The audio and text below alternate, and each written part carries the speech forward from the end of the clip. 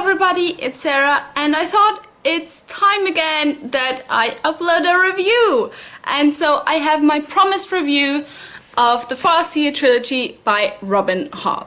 This trilogy consists of Assassin's Apprentice, Royal Assassin, and Assassin's Quest. I read this trilogy because of the Hobb-A-Long read-along, which was created by Sam from Sam's Nonsense, and in which we are going to read a lot of Robin Hobb's books. What a surprise! If you still want to join, I will leave the links to the Goodreads group in the description box down below. And so let's get started with this review. At the beginning of this review I'm going to have a spoiler-free part, and later on I will go into some more spoilery thoughts about this series as a whole. This series is a high fantasy series following Fitz, who is a young boy and the illegitimate son of the king-in-waiting of the Six Duchies, which is the country in which the series takes place. From a very young age, Fitz is trained as an assassin for the king, so for his grandfather. And so from the very beginning he is pretty much in the middle of all the intrigues, and then stuff gets even more complicated when the Six Duchies are attacked by the Red Ship Raiders, and stuff happens. And it's a fantasy series, so it's really too complicated to summarize. I'm sorry. Overall, I thought this was a good series. It wasn't great. I have read a lot of fantasy series that I liked a lot more, so I would say this is about average. For me personally, what really is above average in this series is the writing.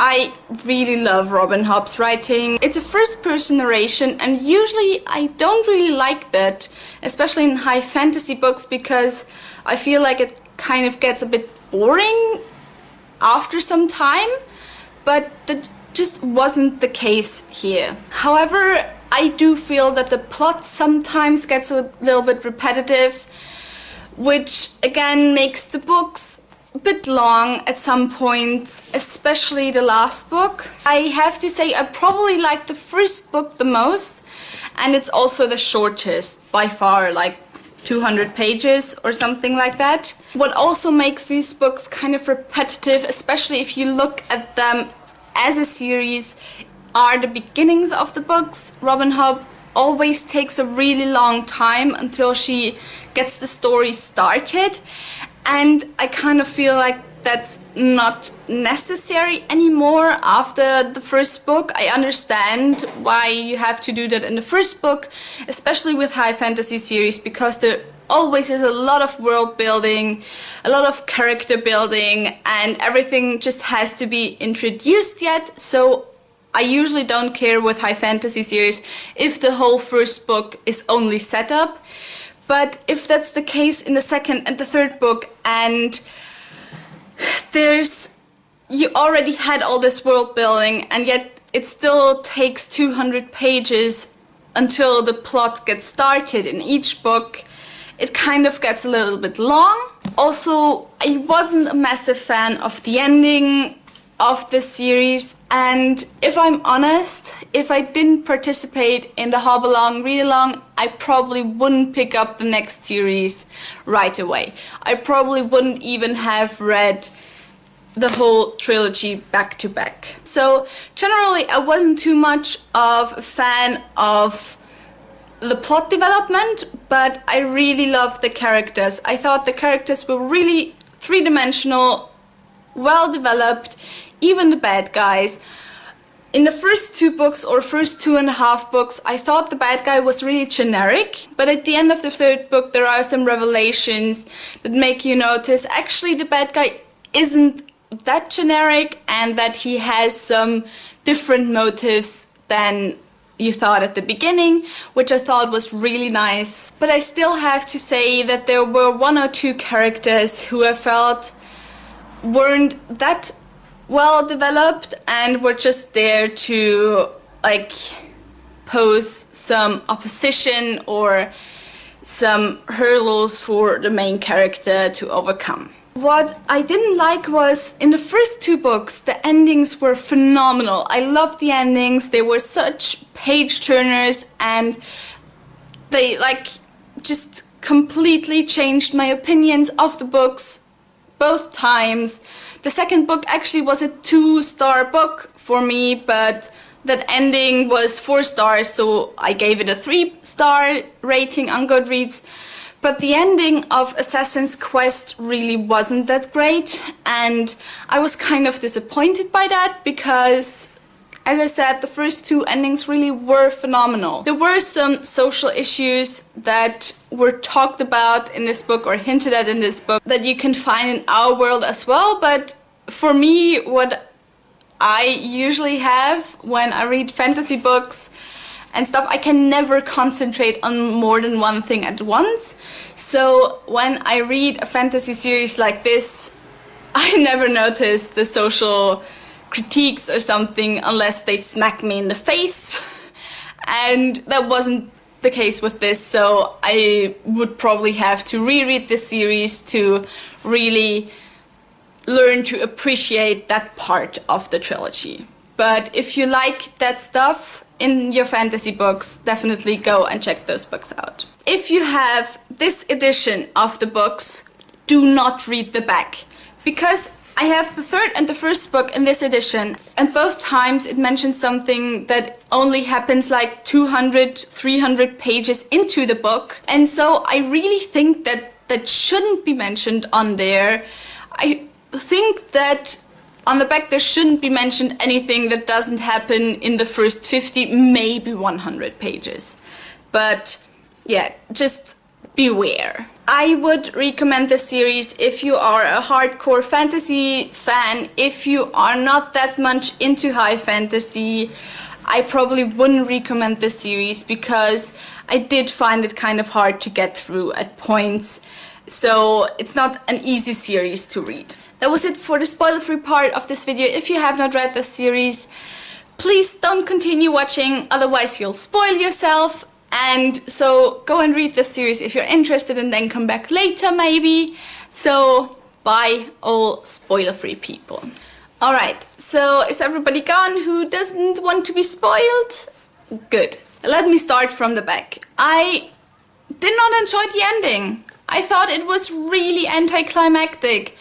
And I don't know, the whole book, it was made like this really big deal that Fitz is the catalyst and that he has this big role to play, but in the end he didn't play any role. He didn't do anything except like change bodies with Verity, so Verity could have sex with Kedrican, but I don't know, I wouldn't say that that's such a big deal. And so I thought that was like really annoying. Okay, first let's start with the bad stuff. So I already said I didn't really like the ending. I was really upset that Burke doesn't know that Fitz is alive. I understand that it's important for him to not know so he can be happy with Molly, so he isn't guilty that he's with Molly even though Fitz loves her and everything. But at the same time, Burke took care of Fitz ever since he was 5 years old, and I think it's just unfair to him to make him believe that Fitz is dead. I don't care about Molly, okay? I'm going to get to her later. I don't care if she knows he's alive or not.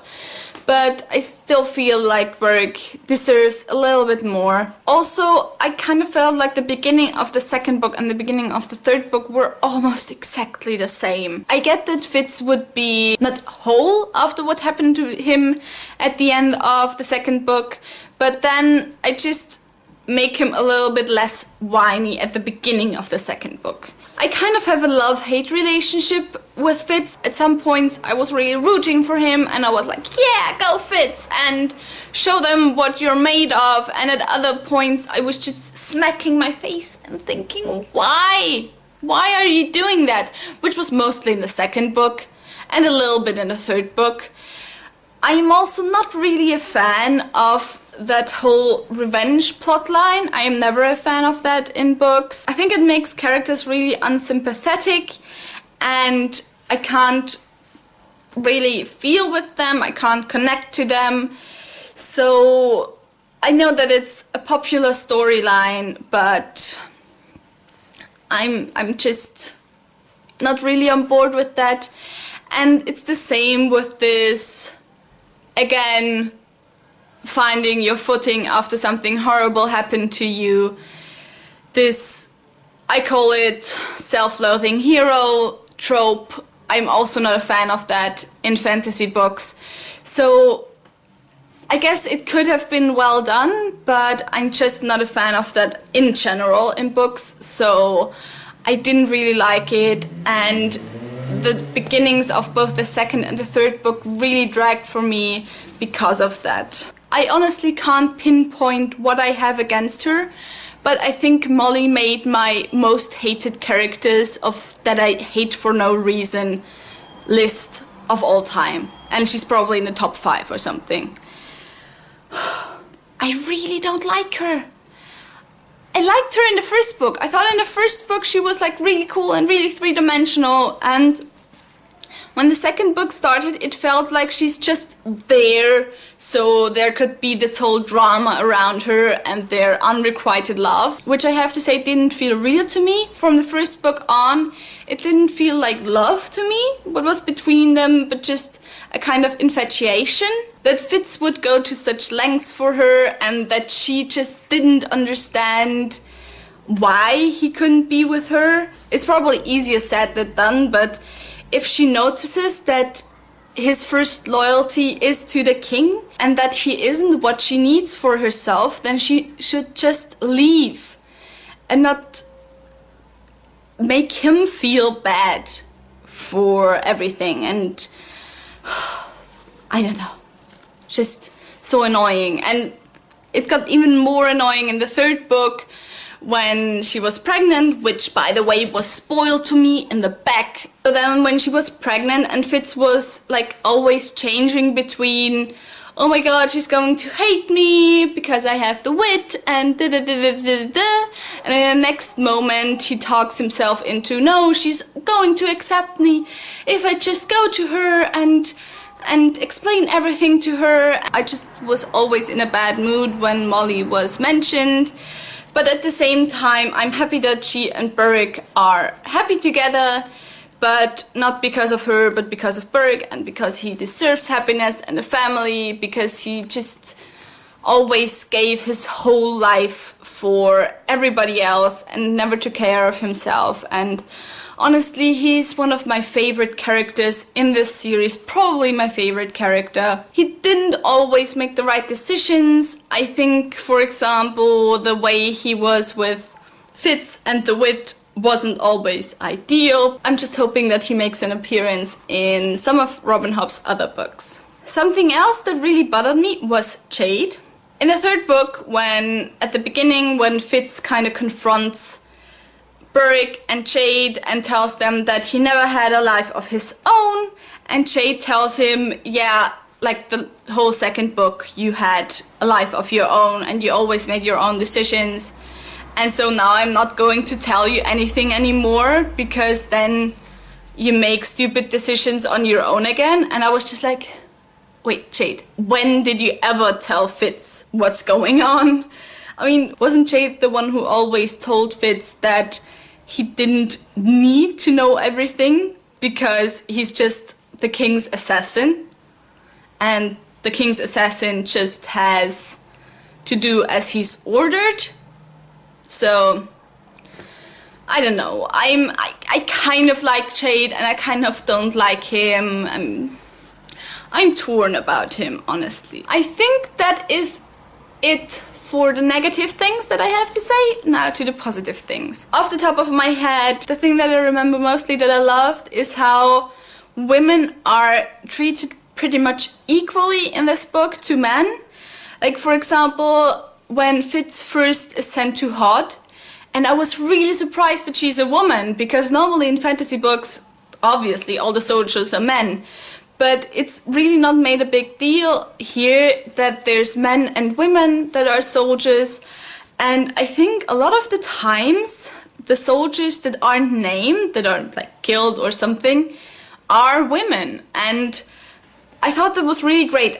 I mean, not that they're killed, obviously, but just that Robin Hobb doesn't make a big deal out of this whole thing.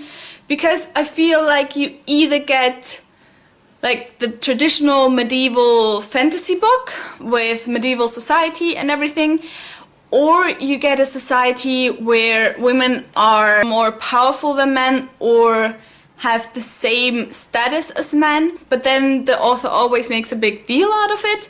And so that's not the case here, and I really love that. I also already said in my spoiler-free review that I really love the three-dimensional characters, and actually there is not one character, even the characters that I love, that I didn't hate at one point. Like, really hate. And that just in the end made me love the characters even more, but not like their personality, but just as characters in a book, because I feel like they make you love them through their actions, and they're not made that you love them automatically, and it's not obvious which characters you should like and which characters you should hate, except for obviously Regal. At the same time, in this book is something that happens, I feel, a lot with fantasy books. It's either you love the villains because they're just such awesome villains and they are so three-dimensional and kind of morally ambiguous, but you don't like the good guys as much, or you really feel like the good guys are three-dimensional and they have a good and a bad side and it's kind of grey, but then the villains get a bit more generic, and so it sometimes feels like you have to make the villains more villainous so that you notice which guys you shouldn't like. But at the same time, with Regal, I felt like in the end he didn't redeem himself, but